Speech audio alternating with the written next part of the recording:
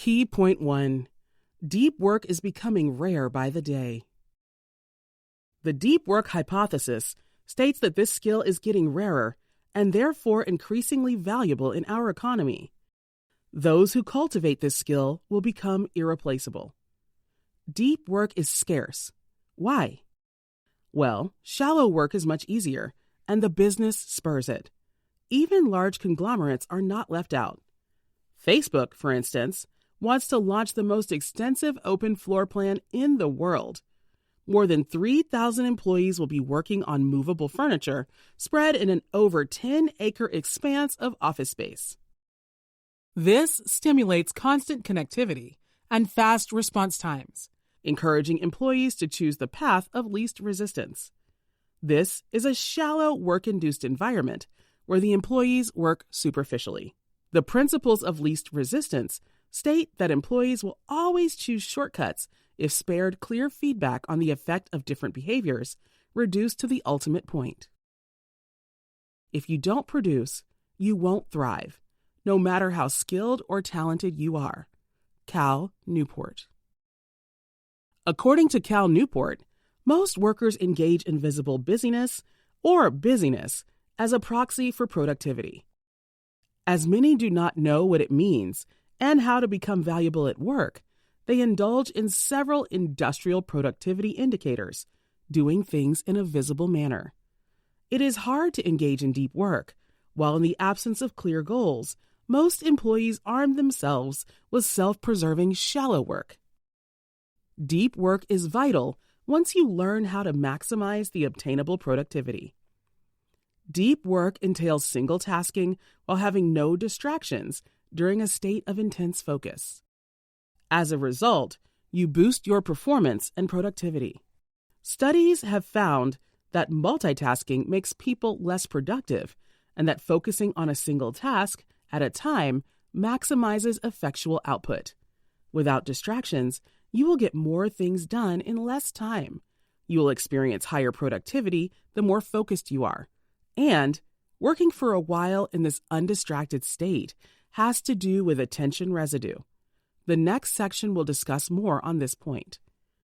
Although a lack of deep work allows the company to uncover significant potential advantages, a lack of deep work in today's businesses causes the company to miss a concrete way to optimize its production.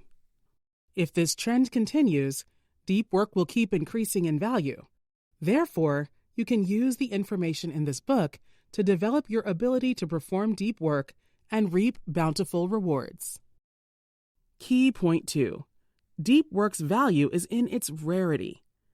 Cal Newport defines deep work as any professional activity carried out in a distraction-free state, allowing individuals to use their cognitive capabilities to the maximum. On the other hand, work can be shallow. It comes as non-cognitive demanding tasks, often carried out while distracted. Shallow work is never valuable. Someone who does this kind of work is replaceable. Deep work requires an environment free of distractions to maximize your concentration. Shallow work is best for low cognitive thinking tasks, such as checking your email or responding to notifications. It is an almost automatic, replicable process that doesn't require focus and provides satisfaction from completing simple tasks. Deep work is getting rare, leading to an increase in its value. But if you can cultivate this skill, you will thrive. As skills and jobs are being lost to automation, many people will lose out and will not survive. In the same vein, the group below will thrive and excel. They are the highly skilled workers. Those who are skilled at communicating and interacting with complex machines take away many low-skilled positions. The superstars. These people know that being the best in a market is not enough. Yes, there is a premium for being the best, but when the market is flooded with performers, customers will only go for the best of the best, no matter how small the competitive advantage they have over others. The owners. Individuals with huge capital invest in emerging technologies that threaten to disrupt the way we live. Technology is ever-changing, and you will have to learn and relearn a never-ending language quickly over time. To become a leader in this new economy dominated by machines and automation, you need to refine these two core abilities. The ability to quickly learn hard things. Technology is changing so rapidly that it is increasingly more challenging to grasp which technology is at the forefront.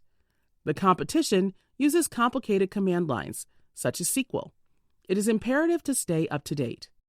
The ability to quickly and consistently produce high-quality work. Remaining flexible to change, no matter how drastic, and maintaining an open mind will take you to the top. An outdated viewpoint will hinder you. Key point 3. It is counterproductive to work in a semi-distracted state. When one switches from task A to task B, their 100% attention does not automatically go to the new task. Some people remain stuck at the original assignment. This is attention residue, and it is strongest if task A was unbounded or low intensity in nature before a person made the switch. Even if you complete task A before switching, part of your attention will remain temporarily on task A. What's wrong with occasionally checking your email? Some say it's better than always leaving it open. However, according to the author, this is hardly an improvement. As you switch to your inbox, you create a new target for your attention. Then, seeing task B you cannot accomplish at the moment, you will be switching back to task A with task B left unfinished. Attention residue boosts productivity when one works deep for an extended time. The principle of attention residue works like this.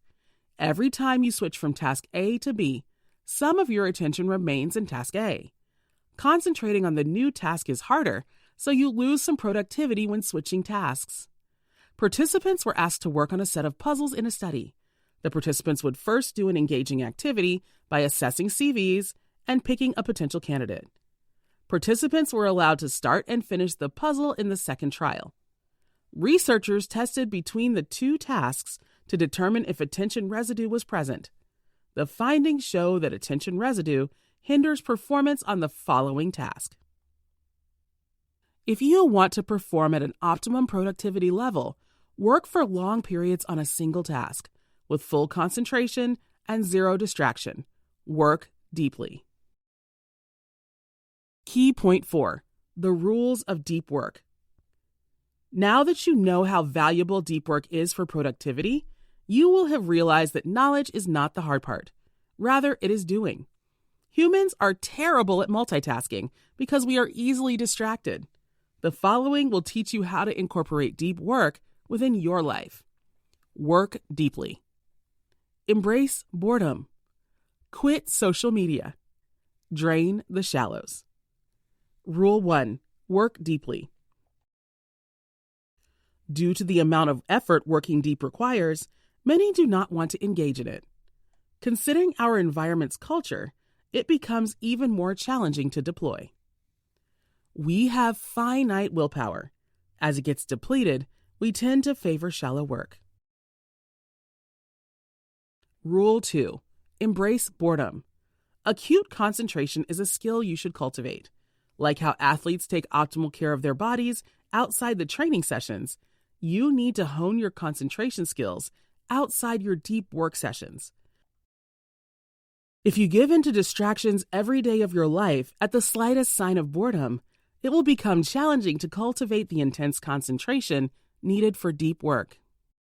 Also, you will need to train and retrain your brain for on-demand distraction. This will lead to a vicious cycle of being distracted repeatedly, even when you truly want to work deeply. To prevent this, embrace boredom. Stop yourself from checking your phone notifications every time there is a beep. Train your ability to resist distractions. Rule 3. Quit social media. Social media are prime examples of shallow living. As the author points out, they offer nothing beneficial in return for all the time we give them. It will be a barrier to working deep if you feel the urge to check your social media account every few minutes. Due to addictive tendencies, deep living and social media do not go well together. Rule 4. Drain the shallows. The Shallows, a book by Nicholas Carr, depicts the adverse effects of the internet on our mental life. Examples of shallow work from the previous chapters include attending meetings, making phone calls, answering emails, and many other low-value activities. If you want to work deep, you need to drain the shallows, create time for deep work, and spend little time doing shallow work. Did you know you can implement deep work into your life by creating rituals and routines? This way, deep work becomes second nature to you.